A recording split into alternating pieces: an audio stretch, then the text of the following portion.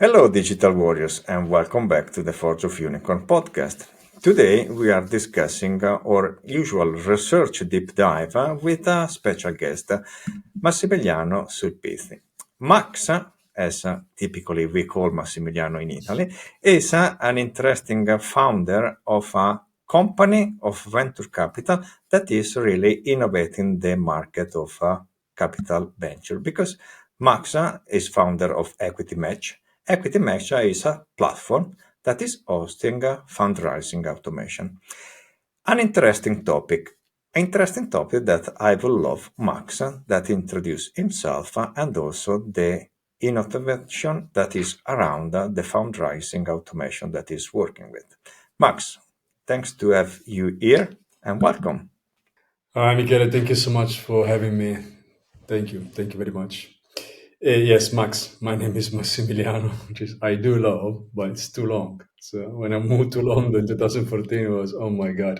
The British, they were misleading my name every single day, misspelling, sorry. So I said, okay, you know what? Call me Max. By then, Max was for everyone. No, thank you so much for having me. Yes, I go very short about me. It's better to talk about the company, but I'm a serial entrepreneur. Equity Match is my sixth startup. And after Equity Match, I will stop doing startups and we spend the rest of the time investing in startups and SMEs as well.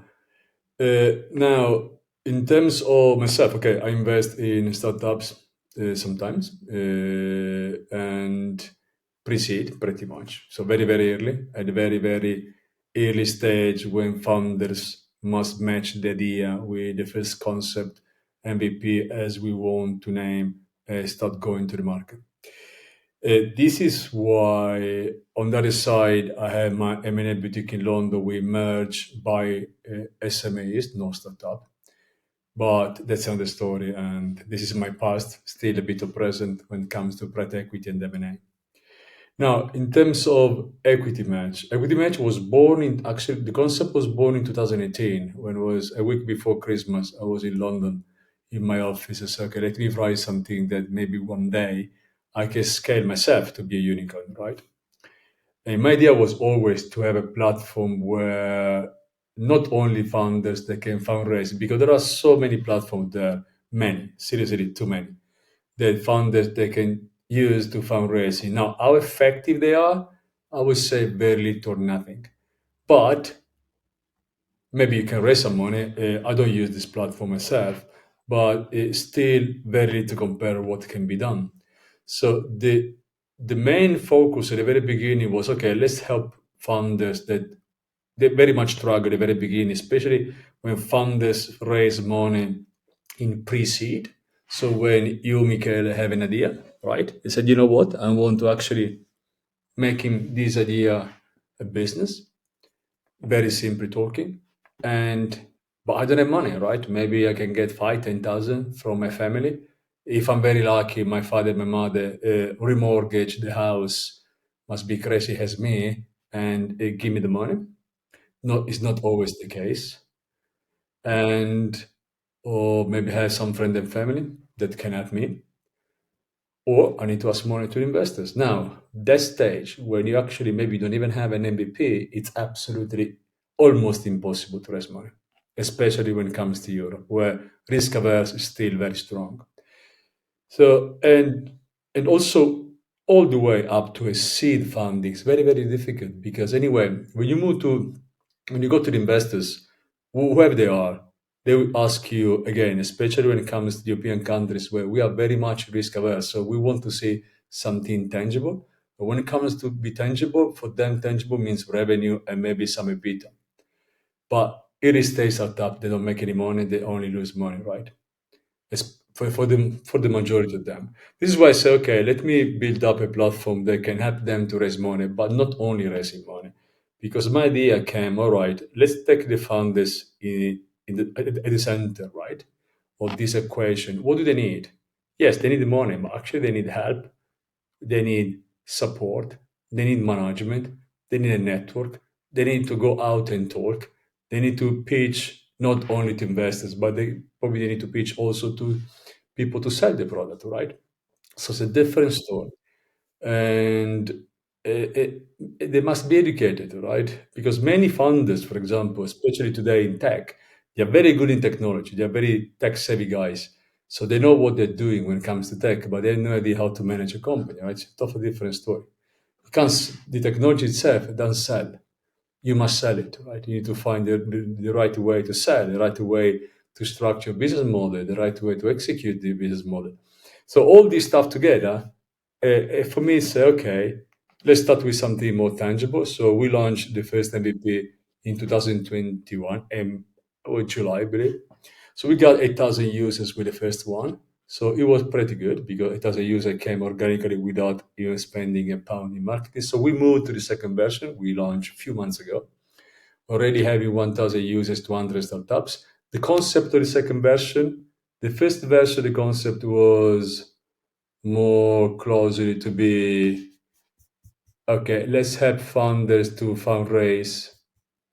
And the second, which you mean the actual one, is okay, leave them the opportunity to fundraise, of course, but let them also the opportunity to networking, socializing, posting, learning how to be an entrepreneur, go live with podcast, pitch events as we are doing now.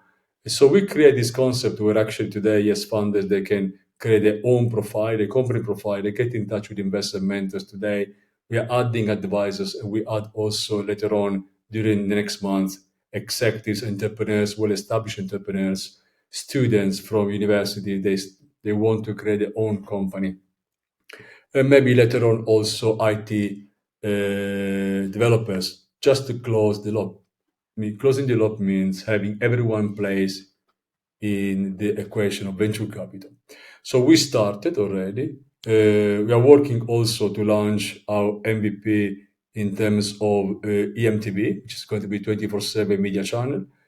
And we are building up our academy inside, will be released by the end of the year inside Equity Match, when Equity Match user can write topics or, that can be used by everyone inside the platform. At the same time, we will allow founders to be funded directly through the platform. So they receive money through the platform. They can run the due diligence through the platform, and they can also sell share through the platform. So if you're a founder, for example, your company, you have invested in your company or invested in inside Equity Match in your company, they can sell through the secondary market and liquidate the position. But also yourself as a founder, you can actually go, I have 1,000 shares, I need money, 100 shares I can sell. And you go and you sell your shares. It's a pretty vast concept. It's very strong. It will take a while to create Equity Match completely. So we did a 5-10% of the job. The platform is live, can be used by everyone in freemium. And if you want to use our premium services, there are many services that can help you to evaluate your startup, to a database proprietary we did with more than 40,000 investors, and we want to reach 100,000 investors by the next 12 months. And after you can evaluate your deck, you can evaluate in a very simple way, just uploading your deck. We give you a market report and we let you know if based on comparables, what happened before your company has enough strategy to reach 100 million valuation in the next 5 years. And all this supported by AI. Because I mean, now if you do not adopt AI, of course you are left behind. So of course we adopt AI. We adopt AI when it's needed, right? And not just as a panacea, using AI for the sake of using AI. Where it's needed can give us an upside, help to perform. We use it. When not, what's the point? And I'm still a big believer of humans, and for me, artificial intelligence is not done for alienate humans, but actually the opposite, to enhance them. And yeah, I mean, this is Equity Match. On the side, maybe still very much at the beginning, but maybe we open our first accelerator in Europe, brick and mortar, which means we are going to have a venue probably in Malta, but still must be seen. And then we accelerate between 10, 12 startups per year. And we want to invest ourselves as well. So we are going to launch our own VC fund, invest in pre-seed and seed, mostly in pre-seed. First investor between 50 and 250K no more than 10% of the company, and no more than 2.5 million post-money valuation. So we very much work in at the very, very beginning. We are confident to be, everything is built up on top of equity match, because we are confident we can leverage equity match network as a platform and give to the founders all the help they need to thrive as much as they can, and reducing the failure, which is now is absurd. So it's 95, 98%. Best day. So that's my 97.5. example, right? That's the concept behind equity match. So, a concept that our digital warriors, they know pretty well from the last episodes. We are trying to help investors and founders to meet each other, but in a way that finally both they can win. Because as you say, the success ratio of creating a unicorn, but let's say even to create a company that is high performing, that is profitable, is very low. And in the intro, you have touched so many topics that I will do my best to park them in a parking lot and then trying to pull them out in the proper order.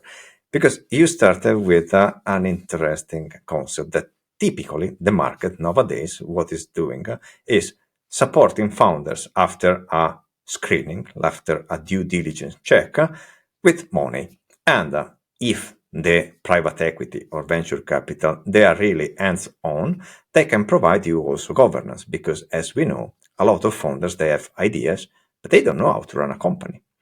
And a company is something that cannot be run by itself. So they need help. But this is the status quo today in the market. And from what we are observing, discussing with a lot of private equity and venture capital, let's say investors, okay, to bring them all in the circle, is that they don't have a due diligence to assess the goodness of the technical, of the engineering mastery that a company has. Because when it's matter of software, nobody seems that they know how to evaluate a company. And you touch a pretty interesting topic. A lot of investors, they believe that people that they came out of the university, they know how to use software and IT properly. But because software and IT seems to be something that is still in its infancy, it seems to me, after screening a lot of profiles, that these guys, they indeed know how to use IT until IT is working. Because when IT is not working anymore and they need to deep dive as an engineer doing reverse engineering of the root cause of the break, they're not able. They go in a panic mode and they start to do workaround like they are attempting to solve an issue, but not anymore as engineers. And this is the funny point that I am challenging nowadays investors, and your platform seems the perfect place where finally we can put due diligence for IT and software in the proper way. I would love to understand your point of view on this topic, because you have a deep experience in backing startups and creating the platform. Is wrong what I was observing, or is something that you observe as well?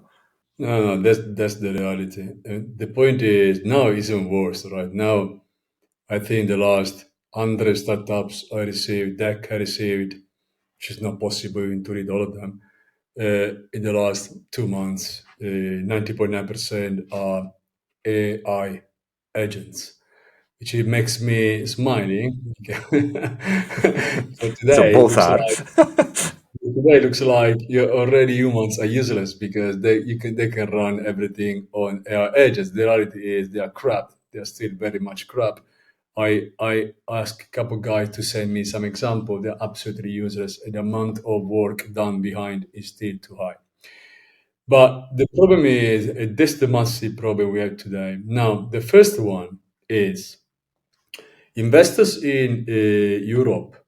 I think the vast majority of investors venture capital from the early stage to VC fund unless you move to late stage VC fund, which in Europe has very little, nothing. Because if you go to the rounds, you will see that late rounds, probably 90% of them are backed by Americans. They are not backed by European. So I can challenge everyone who tell you this is an European startup. I say, okay, let me check the cap table. What's the cap table? Okay, 65% is owned by US VC. That's not European startup at all. You're only at quarter in Europe, period. So now going back to tech, it's a big deal. I'm not a tech guy, so and I'm an entrepreneur, but I love technology. I use technology, but as I say to everyone, I run technology as I drive my car. If I drive pretty well, but if the car stops, I don't understand anything. I just leave it at the car, take the taxi, call the mechanic. I do this. So tech, when it comes to evaluating deep tech startups where technology is 90% of the business, I need to rely on tech guys, and I do without any problem. In Europe, probably 70-80% now, I'm guessing the number, I'm pretty confident it's not that far away from this, are all financial guys. So all these guys, or they are normally CEO, I mean, not normally, they are CEO, or people who earn enough money per month, so you can put this 5, 10, 20K and bet in some startups without skill you, and instead of having your account, but you have very little knowledge when it comes to technology, even when it comes to startup, okay? Because BSC or an SME, so big company, has nothing to do with BSC or a startup. Startup a company, it's a different way. It's a different things to do. On the other hand, angels and VC, they being mostly financial guys, they don't have any startup culture. They are not tech guys. So you need to rely on the founders. And this is why so many frauds happening all the time. Because you need to rely on this guy telling you, you know what, I'm building this, and this is going to do this, and we deliver this, and this is why we make money. So you will only come if you understand a bit, because doing spreadsheet on business model doesn't mean anything when it comes to making money. But all the rest, you need to rely on them. So only if you are a very strong tech guy with a very strong fundamentals, you can tell them, no, that's bullshit. What you're telling me, this that's nothing to do. That's not tech. That's rubbish, right? But I met very few guys very strong in tech. Now, if you talk to a VC, they're more professional because that's their job, and you sell them something that doesn't make any sense. If this guy invests in deep tech and they really have a big tech background, they will tell you, I'm sorry, but you are bullshitting me and I'm not going to give you the money because it doesn't make any sense you're talking to me. I had a couple of this very nice meeting. We had a couple of meetings where actually the venture capitalists was telling to the founders what they're talking about. This does work in this way, actually works on the opposite way. But you need to have a very strong fundamental. How many have this strong fundamental? Very little in Europe. But even in US, it's different a bit because many VC in US are former entrepreneurs.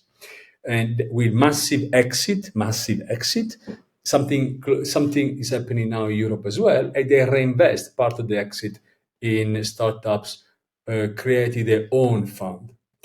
For example, they just started this project Europe where there are several good VC, all former entrepreneurs. Even I think Rosberg is taking some share in the VC fund, and they want to back funders with 250K, 6.6% share in deep tech startups. But again, those are guys with a strong background in technology.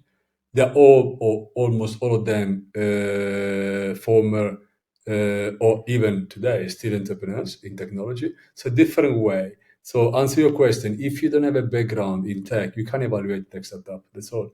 If you're not an entrepreneur or former entrepreneur, you can't evaluate a startup at all in any possible terms. Yes. And the funny part, you were providing data, so let you help with the data part.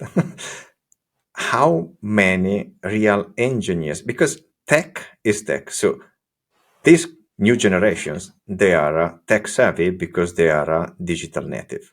So if I look at my kids, they use the digital technology that is in front of them like an extension of their body and brain. If I look at my wife, she is, of course, lagging behind my daughters, for instance. But are these kiddos engineers or are only tech savvy? Because, as you said with the analogy of the car, you are a good driver. I guess almost every Italian is a good driver. We are driving in the blood. But when the car is braking and you are on the sidewalk looking at your car that is not working, or you know what to do, or you need a taxi and a mechanic. But in the VC and in the startup, people are looking only on if the driver, so the founder, is able to drive the innovation. But does the entrepreneur have the technical knowledge to be a real engineer or is a digital native? Because the fraud of this society is pretty tiny. So I am a digital native. I am out of the university with a good pedigree, and I want to open my startup because I have a great idea. So I am an imposter as an engineer, but because of my background, I can blame that I know how to create the technology in the proper way. And a lot of investors are investing in this. So to have some data, 97% and a half of startups that are founded, they are not able to become unicorns. The 2.5% that they are becoming unicorns, after 1 year, they are not anymore unicorns, 50% of them.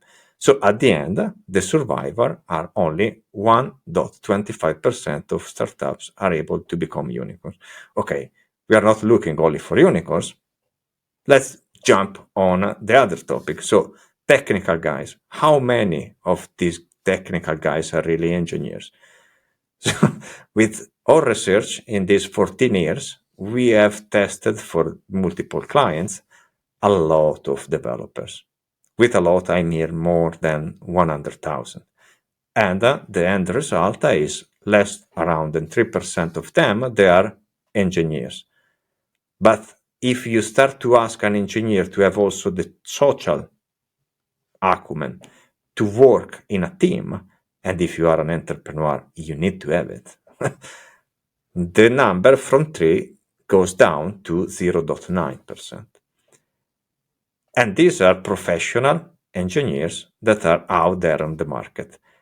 How many of them can create a startup? From our assessment on behavioral traits, a technical profile, especially a social engineer, typically they are really introvert. So I would say the probability to find a founder that goes to an investor, both they are technical, both they understand how to use software in the proper way, is almost zero. And this is really scary to me because there are millions, probably trillions now invested in AI, invested in innovation. Who are taking all this money? Where are going all this flow of money and innovation? In tech giants or in startups that are at the end something that we know almost less than 1% of them will be profitable. Because if I am an investor, I would love to invest my money with less risk so that I can sleep during the night, or not. I mean, that's the reality. It's difficult to spot the right one. It's very complicated. And that's regardless, be an engineer or not. Investing in startup, it's a tough job, especially when you invest in very early stage. This is why the vast majority of venture capital, they invest only after. They invest in models, business models that are pretty more resilient and reliable on data. That's why they prefer recurrent revenues because it's easy to forecast than performance revenue where you never know, maybe 1 day, 1 month you make 1 million, then 3 months after you make zero. But at the same time, it's very, very complicated to spot the right guy, not only if actually what he's talking about is actually real or not. And you say the majority of these tech guys are very introvert people, so they are not the best guy to pitch. Even if they take some training, you can pitch, right? As you go acting, you can learn the pitch, go and pitch for 2 3 minutes. But what is totally missing is the charisma. You say something very right. Be good in tech does mean you can build up a let's say unicorn. Let's take away unicorn, just a decent startup, because you need a very strong charisma to lead a team. If you lead a team behind your desk, you won't lead anything. Start with you, and after they will leave you, and you are still back home with your computer coding, which is fine, but it's not the way you can build something great. So this is the problem. I mean, is today with technology. Of course, the deeper is the level of technology, more difficult is to understand it for everyone. And this is why I truly believe in venture capital. You must be less. I'm an agnostic by definition, right? So this is who I am. But if you want really to succeed in investing in startups, you had to have a very strong knowledge in what you're investing. So if you're if you're very strong in AI, invest only in AI. If you're very strong in large language modeling, invest only in large language modeling, because you understand uh, the underlying technology and the potential technology. If you are very good because you have a big knowledge in mobility, invest in mobility, and so on and so forth. But if you move to fields where you believe there is an opportunity because the trend of the market is going there. Now AI is the bulk of the money. In Europe, defense is where the bulk of the money are going. Also in defense, although in defense it's very complicated, because yes, true that now the money are going there for political reasons, but I think defense must be more an investment for the next 5 20 years than an investment that give you the money back, because exiting in defense is going to be tough for all investors, because I can't see the exit strategy in defense, because just too new in Europe, and also who's going to buy a defense company, right? So It's very dangerous territory. it's more a political and necessity than pure, but I mean, pure venture capital driving decision, right? But that's what it is. And venture capital go with the hype. There is nothing can do. It won't change it for now. But yes, it's difficult to spot an IT guy, the real IT guy. It's difficult to understand if this guy actually is capable to build up a company. And after, it's extraordinarily difficult to understand if this guy has the skills and the guts to bring this company to 1 billion valuation. It's very complicated. You must be very lucky in any way.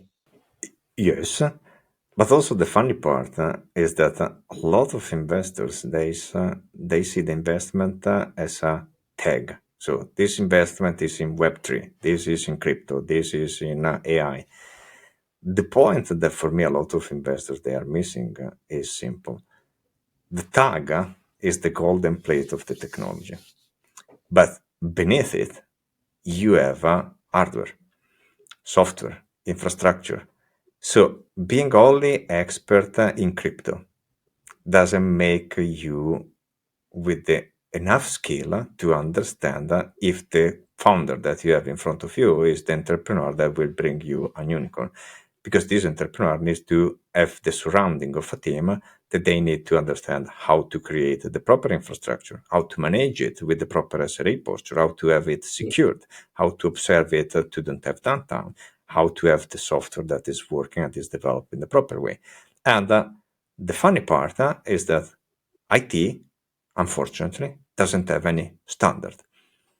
You have methodology like Agile, DevOps, okay? But these are market products. Indeed, they are both written with the capital letter, Agile and DevOps, because they're product. But they were intended to be mindset of engineering application, of engineering mindset in IT. But the market, they have made a Frankenstein creating products that people, they go and buy. But buying agility or buying DevOps doesn't provide you enough skill as a founder to create the proper infrastructure, the proper software, the proper integration around your product. all the VC, all the investors that I met so far, and are rough 100 now, they're not capable to do the IT diligence. And since that is the elephant in the room, nobody wants to talk about it. With your platform, I believe it starts to be evident that we need to do something. And it's for this reason that I love to bring all the time on the table. We have made open source the Software Craftsmanship Dojo as the manifestation, the blueprint of these guys are the engineering practice we have witnessed in Ferrari F1 25 years ago. We have used it as a quality meter, that this is the threshold that we need to go beyond this level of quality. And we have picked up all the practices, the mindset, the way of working to create software as it would have been created in an high-performing environment like motorsport, where your life is on stake. Because if your car breaks or your motorbike breaks, at the end, you can get killed. Okay? This is something that I would love also to understand with you. Can we do something for investors and founders to understand with them? Okay, guys, you lack on this aspect. For instance, how you communicate, how you provide your pitch, you can get trained. But how you create software if you don't use, for instance, that driven development? How you can pretend that your software is reliable? Until it's green software, everybody is happy. But after 2 years, this software is a pile of junk. So the valuation of the company will go down because the company will never be able to create feature at the same speed like at the beginning. So all this argument seems to be a taboo. It's difficult. I mean, would be extraordinarily useful if there is any software that any investors can use to actually run a pure tech due diligence on software designed and created by funders, okay? Which is today, all my knowledge is not there, but maybe it's this, I don't know. But otherwise, it's very, very, very complicated if you're not an engineer with that kind of mindsetting and skills, there's no way you can evaluate technology in any terms. This is from the investor perspective. From the funder perspective, tech funders are very big-headed in their capability to create softwares. Now, how many create softwares? Very little. How many copy and paste others and adopt softwares already white label? Probably a big chunk of them. How many of them are real tech startups, deep tech startup? Very little. How many are just copy and paste something already in the market? The majority. So that's the reality, right? Now, you must spot the right guy who is actually a very strong engineer, and then you can start seriously thinking to back this guy if you're investing, of course, in technology, because we are talking about now deep tech and all the aspects inside deep tech. But having a platform for the investors would be extraordinarily useful, where they can run due diligence on any tech, software, whatever it is. Now even more complicated because AI is so much hype. Everyone talk about AI, but there is so much rubbish outside. It's unbelievable. Uh, but on the funder side, I do believe the future is open sourcing. I'm very happy see platform like DeepSeek coming to the market and closing the gap because OpenAI, even though it's written open, is closed, and many others are closed platform. I believe the one in Europe, the French guys, what's the name of them? I can't remember now. Anyway, Mistral, I believe. They they adopt an open source as well. If I'm not wrong, but open sources is the only way to make sure that actually not only founders build something real, but also they build something real and they give the opportunity to being open source means everyone can contribute. So give it opportunity to build up something that can by itself upgrading all the time, where everyone benefits. I'm a big fan, I'm a big believer on open source. I completely against closed platform like OpenAI for a simple reason that it's done only for the sake of money and for the sake of controlling, and also because they are only one who gets 50, 100 billion in money, because you need so much data and so much energy computing that without billion you can't do anything. Although DeepSeek, they claim, I mean, when claiming come from China, for me, it's very difficult to digest as pure reality. But they say they use less than 10 million, maybe it's possible, using cheaper chip and different and digesting data already used by others. But yes, open source is the answer to this major problem, I believe, and an open source software that can help investors as well to assess, run a due diligence, understand if actually what this guy they are claiming to build is not already built, which means the valuation is much lower. Because if something copied, it means that does come from you. You're not probably capable to build anything but just copy. So what's the point even to give you the money, right? Unless you are the master of marketing and management, and then you can copy and paste and create something big, which is possible, absolutely possible. Less possible than someone who creates something new from scratch. But yeah, I do believe open sourcing is the right answer. And I strongly believe it as well. And it is not a case that the Software Craftsmanship Dojo we have released in 2010 as an open source project to let people understand how a software department should run their business. To go into the topic of making it a software, we can discuss, I guess, in the future, because we have the formula how the software department they should work to make it a due diligence. We are helping investors in this. What we found is funny, and is a confirmation of what we were discussing. So nowadays, only a few investors they are doing IT or software due diligence. Who are doing it are outsourcing this in a obvious way of taking it cheaper on companies that are typically in East Europe or in East side of the world, let's say, where we try to find a meter to understand with them, okay, what are you assessing doing this due diligence for these investors? And we understood that they are not assessing what good is for us. So they are assessing IT and software in a way that makes the investor feeling that they are controlled. But the reality is when they will onboard and finance an entrepreneur, this entrepreneur was assessed to have standards that are below average and standards that are market oriented. For instance, we understood that some of them are looking for, okay, are you doing Agile? Which kind? Are you doing DevOps? Which platform? Guys, what are all the socio-technical practices that you have to put in place?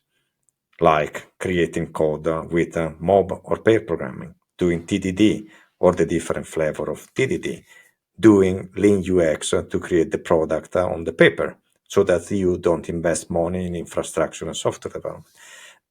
All this stuff are not there.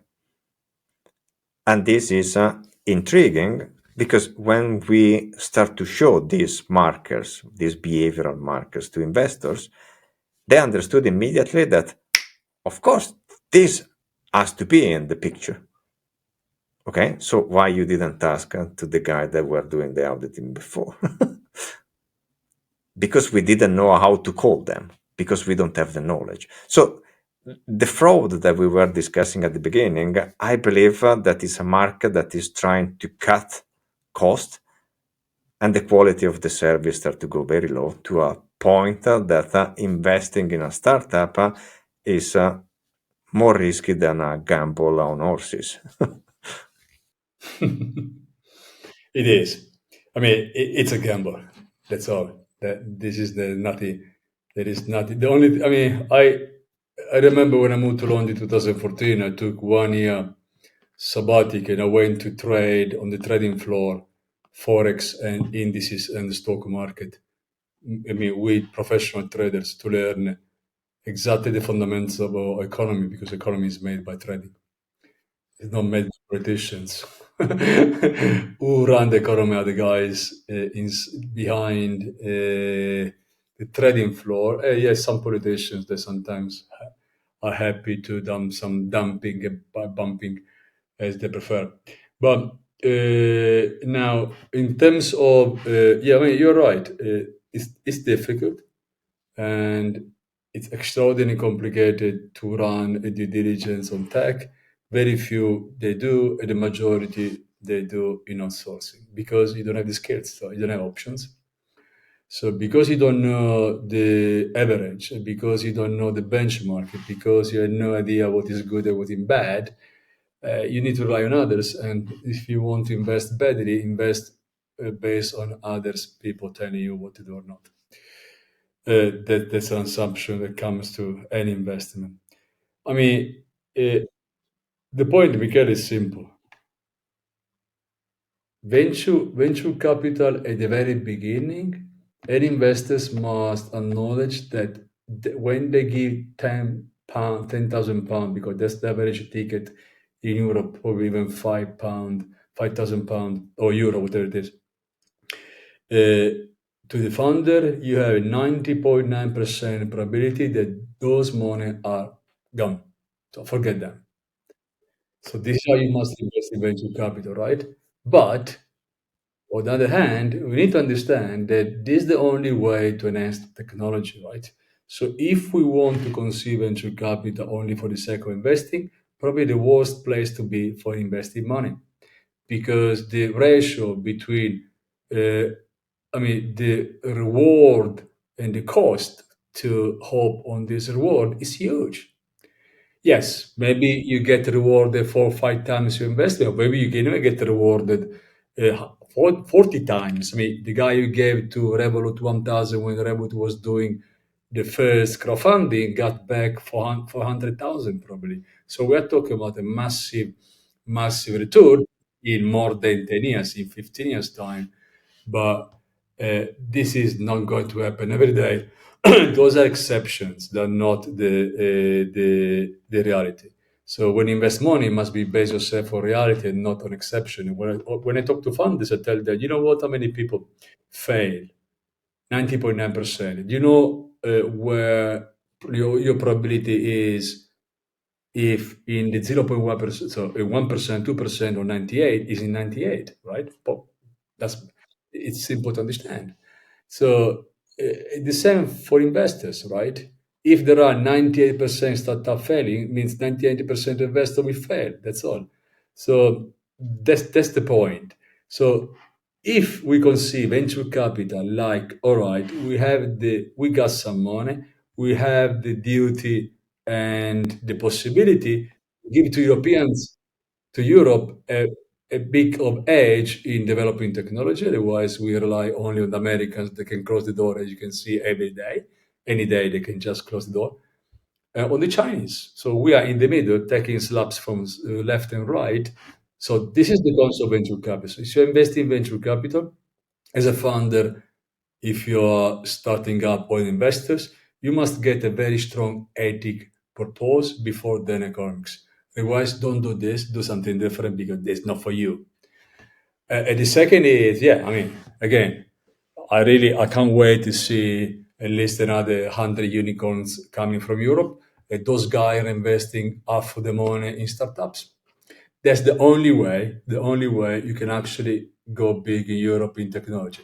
Until investment done by some guys behind the spreadsheet, when if they still use spreadsheet or some management tools, it's not going to happen anything because everything is based on numbers, and startup numbers they do not work with startups. Startup, what makes me sick? Doesn't make any sense to me. Many times I talk to angel investors. This is why in Malta, if I launch this accelerator, we want to teach. We want to make a angel investor understanding what means actually investing in startup, right? Because when they ask to founders, can you send me this spreadsheet with the next 3 months forecast, which is okay. Of course, you must know the forecast for the next 3 years. But when I ask them, I tell them two things. The first one is, let me know how you make this company 1 million. Period. That's my first question.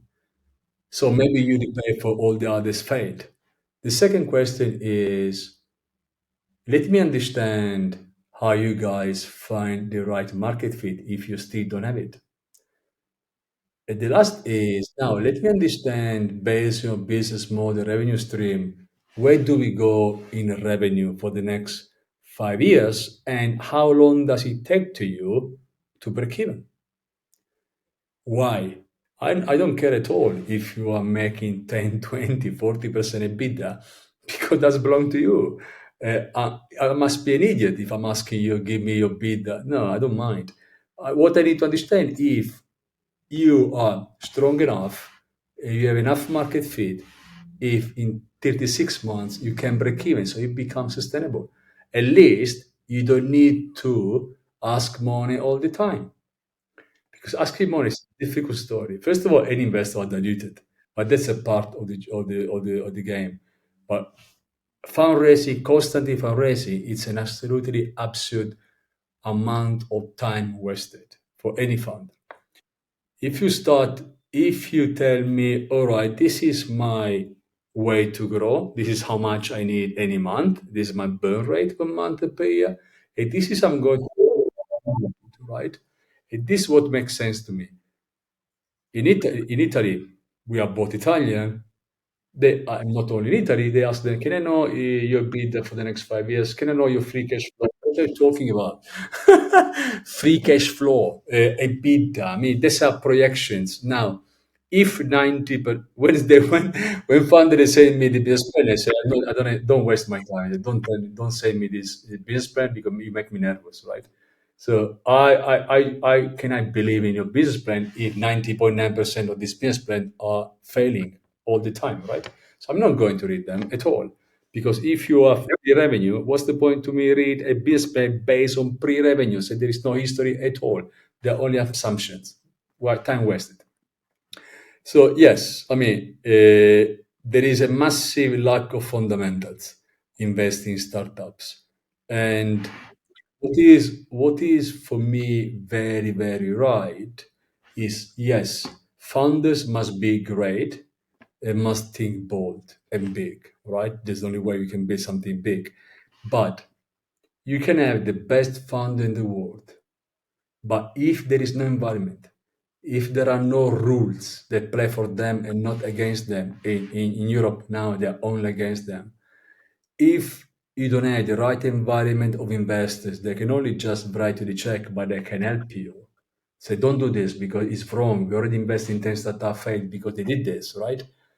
And with a very strong knowledge in entrepreneurship and not financial. I come from private equity and M&A, but that's my 20 years full of history. But at the same time, I've done 6 startups. I've done all myself. I know the pain. I know what means failing very much so.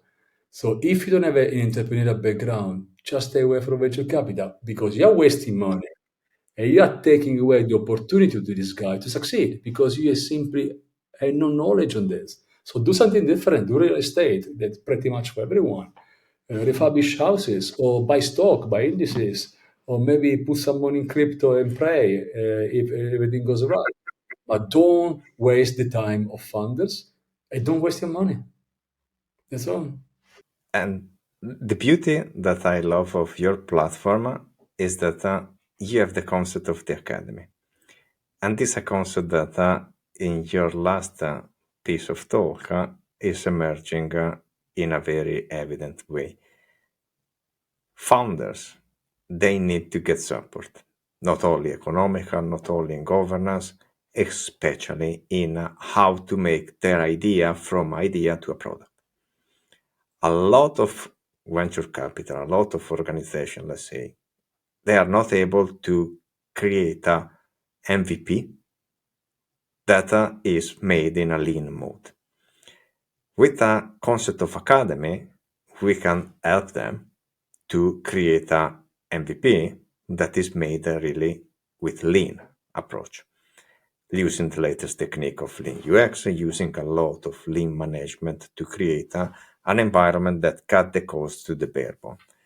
The point is, a lot of investors, they don't have an academy in their portfolio. They don't have an academy to train ongoing with experts that are coaching people on the floor about how to make the product from an idea to a service or a product.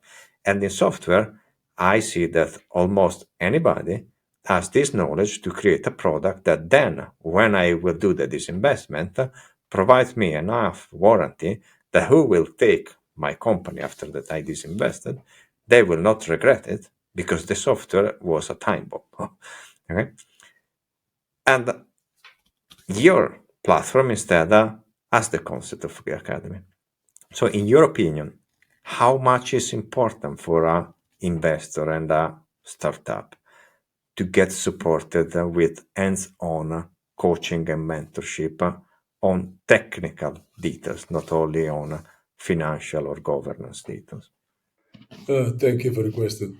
I mean, the academy is, we use the name academy when we launch. We don't know if we call this academy because it's pretty much too institutional. But anyway, where we try to help funders understand actually how to scale, how to start, scale, and grow and exit one day. But the point is, although the name is academy, probably won't be the final name.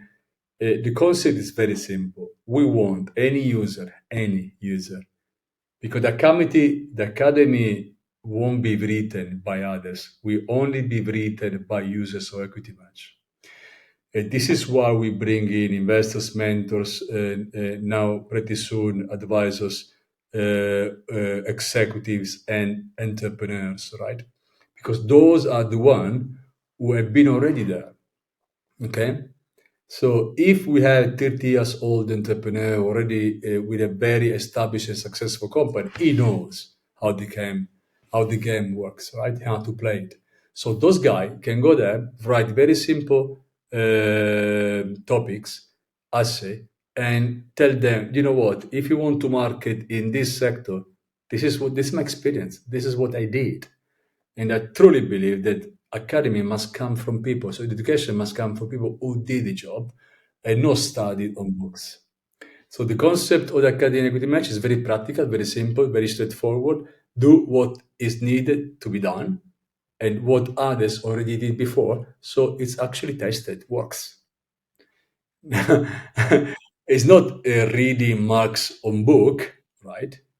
Reading which are the mainstream concept of marketing or whatever it is, written books, which some of them are very good, some of them probably less, but it's creating the academy is the one aspect of the network inside Equity Match, where actually I done 6 companies max, or maybe Michele had a mass experience with Ferrari.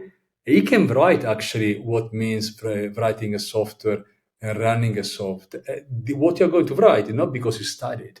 I had nothing against study because I'm a massive fan of education, but because it comes from experience. So you did it, you tested, and it worked for you. But also, they can tell you what they did, they tested, it doesn't work at all. So don't do it again. So that's the concept of the academy in Equity Match. That the concept is beautiful, and typically I put under the umbrella of craftsmanship. Because at the end, that is exactly how, in the old times, a master that had a shop was training on the job with craftsmanship experience the apprentices that they were joining his shop. And the same happened to me when I joined my fellows in Red. So my brother, he was the mechanic of Michael Schumacher. Now he's still working in Ferrari, is a tester. But I learned the art, craftsmanship of mechanic and engineering in F1, working with them. As an IT guy, observing their obsession for details, observing their obsession of we need all the tech spec because the engine otherwise will blow up or the car will have a failure. And then I apply this on software. So my approach was indeed this, and then I understood I was under the name of craftsmanship. That is the concept that you have just described in the academy. That is indeed what I observe with all these guys coming out of the university is not embedded in our academic system nowadays. The academic system is broken in any possible way. I mean, it's not broken. It's old. It's too old for what's going on now. So everything must be adopted in a new, conceived, adopted in a totally new way. It's not easy to do. I mean, it's not. It's not difficult. You need to. You need to. You you want to do this, right? So I see a bit of moving forward. Because, for example, I have few business school. They call me to go to have a speech to based on my experience, not on my studies, right? So, which means they don't care. I did my studies. I did my master. This is honestly, when I did my master, I learned more. Because I did my master. Meanwhile, I was already. I had, I think, back then already three companies, and I learned much more working than master. Master, yeah, it's fine. It's okay. We have some concept, but when you actually go to work, except few of them, for me was mostly M&A. There is not that much they give you in terms of governance, management. They are very theoretical and they are very basic, even though written in 1,000 pages. So I think education must come very much from experience more than anything else. And so the new way to teach for sure must come, because otherwise this guy, I mean, the new generation will be, I'm very sorry for them. I'm really very sorry for them, because they are going to get a very good time in terms of opportunities, maybe, but a very bad time. This guy will be simply alienated completely. You can see already now. They spend their time. When I was young, I was playing football every day, and this guy, that's 10 years old, they spend time play on the phone. So, and the phone is done to make your brain not working at all, but only absorbing what they want you to absorb. So when you reach 20, you are brainless, you are brainwashed, you don't understand anything, and there is no even you are alienated completely. There are no willingness to do anything, and this is the problem, right? So this guy will be completely overtaken by technology, completely overtaken by technology in the next 20 years, totally. So will be nothing left for them than follow the technology and be considered just a consumer for the sake of consuming until he will die. You get the reward for what you do in life, so you will be rewarded for consuming, which will be very little rewarding. Yes, there are interesting experiments on neuroscience branches of studies that are studying how the social network, how the dependence of the addiction of technology, smartphone especially, are inhibiting your dopamine system. That means that you don't have any will to do nothing, even to survive. So they are indeed absorbing stuff with a cognitive overload daily that is unmanageable. It's like a lobotomizing process in the old days after the World War One, when they were punching you with a nail in the head to have a frontal cortex disabling. It's oppressing. It's very oppressing and very depressing. This is how it is, social media. They are done in this way. Algorithms work only in this way. They are built on this concept, right? Alienation and submission. This is what it is, and it's nothing true. Uh, Again, I'm happy to be born in 1972. Very happy because I can face this time with much more knowledge. Because if you are 17, 18, 20 years old, it will be simply they will take you out without any problem because you don't have any experience. You as you say, you're born with this. For you, that's the normality, and that's all. And for this, I believe that the academy and the concept of mentorship of coaching is paramount for every investor to have in their portfolio, because without it, you are not equipping the people with the right tools to let them grow. I see the time is running out pretty fast. So, do you have anything else, Max, that you want to share with our digital warriors, especially for potential founders that they can use Equity Match to get some help from your side? Oh yeah, thank you. I invite all of them to use it. I mean, in any stage of their startup, if they just want to become an entrepreneur, even if they're not entrepreneur, but they want to read and learn how to become an entrepreneur, get in touch with other entrepreneurs, understanding from them which are the skills to become an entrepreneur, or if you already have a startup, you want to use Equity Match for searching fund or searching for co-founders. If you're looking for co-founders, simply sharing your idea, getting feedback. As soon as we launch our academy, you can use and read all the topics on our academy, written by people who made the job and not just who have been studied the job.